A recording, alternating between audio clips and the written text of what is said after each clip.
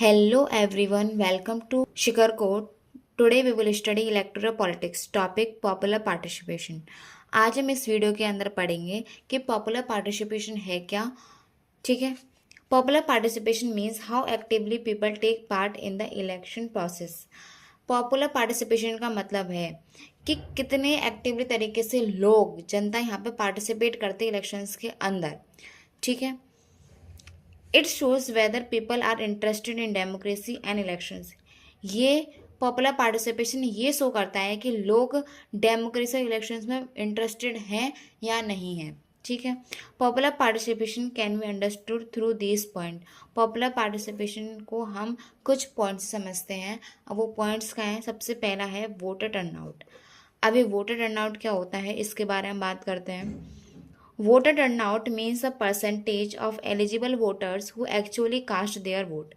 देखो, voter turnout का मतलब होता है परसेंटेज ऑफ एलिजिबल वोटर्स. मतलब जितने भी एलिजिबल वोटर्स हैं जो वोट दे सकते हैं, जो वोट देने के लिए एलिजिबल हैं, उनमें से कितने लोग एक्चुअली वोट देने जाते हैं, उसको हम बोलते हैं voter turnout.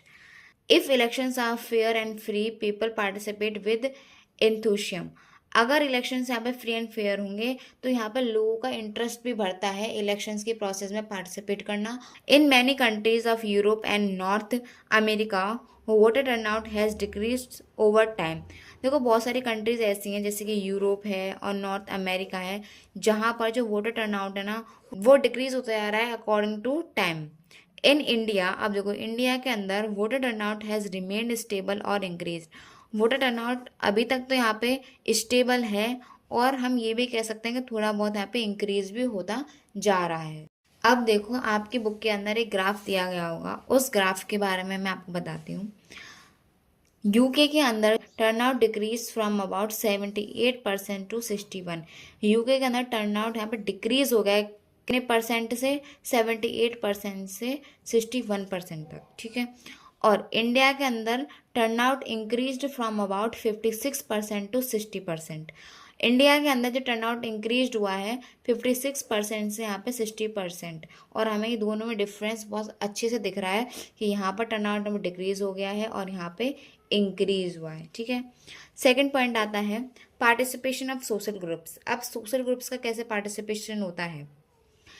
In India, poor, illiterate and underprivileged people vote more actively than rich and privileged people. India के अंदर जो लोग पुअर हैं, इलिटरेट हैं, ज़्यादा पढ़े लिखे नहीं हैं, and under privileged people. Under privileged people का मतलब होता है ऐसे लोग जो वीकर सेक्शन से बिलोंग करते हैं और उनको अपॉर्चुनिटीज़ बहुत कम मिलती हैं, ये सारी चीज़ें. ठीक है. वो लोग ज़्यादा पार्टिसिपेट करते हैं उन लोगों से ज़्यादा जो लोग यहाँ पर रिच हैं और प्रिविलेज्ड पीपल हैं, जो अपर कास्ट के हैं, ओबीसीज के हैं. This is different from countries like the USA where poor people and minorities vote less. और ये चीज़ डिफरेंट है कौन सी कंट्री से? जैसे कि यूएसए के अंदर जहाँ पर पुअर पीपल हैं और जो माइनॉरिटीज़ के अंदर जो आपके सेक्शंस हैं वो लोग यहाँ पे वोट कम देते हैं. और इंडिया के अंदर ऐसे लोग वोट ज़्यादा देते हैं जो पुअर हैं. ठीक है. जो माइनॉरिटी वाले लोग हैं वो वोट ज़्यादा देते हैं और अदर कंट्रीज़ के अंदर जैसे कि यूएसए के अंदर ये लोग वोट कम देते हैं. ठीक है. From the chart 2004. अब आपके बुक के अंदर चार्ट दिया गया होगा सेकंड वाला, आप उसको देखिए कि इंडिया के अंदर अब 2004 के अंदर अपर कास्ट ने 56% वोट दिए थे, ओबीसी ने 58% दिए थे, एससी ने यहाँ पे 60% दिए थे और एसटी ने यहाँ पे 61%. तो आप भी बहुत अच्छे से देख सकते हैं कि जो भी अपर कास्ट है उसने तो कम दिए हैं और जो लोअर कास्ट है उसने ज़्यादा वोट दिए हैं. This shows weaker section participate more in Indian election. और ये जो हमने चार्ट देखा अभी, ये क्या दिखाता है कि जो वीकर सेक्शन है ना ये ज़्यादा पार्टिसिपेट करता है इलेक्शंस के अंदर. ठीक है. अब थर्ड पॉइंट देखते हैं हम, इम्पोर्टेंस ऑफ इलेक्शंस. इलेक्शंस की क्या इंपॉर्टेंस है? Common people in India believe elections are important. Common जो पीपल है इंडिया के अंदर वो बिलीव करता है कि इलेक्शंस इंपॉर्टेंट हैं. और ये बिलीव नहीं है, ये है भी है इम्पोर्टेंट. ठीक है. They feel elections help them. ये फील करते हैं कि इलेक्शन की हेल्प करते हैं किस में. और ये सही बात भी है कि इलेक्शंस हमारी हेल्प करते हैं किस चीज़ के अंदर? Put pressure on political parties. Election से ना पॉलिटिकल पार्टीज पे प्रेशर आता है.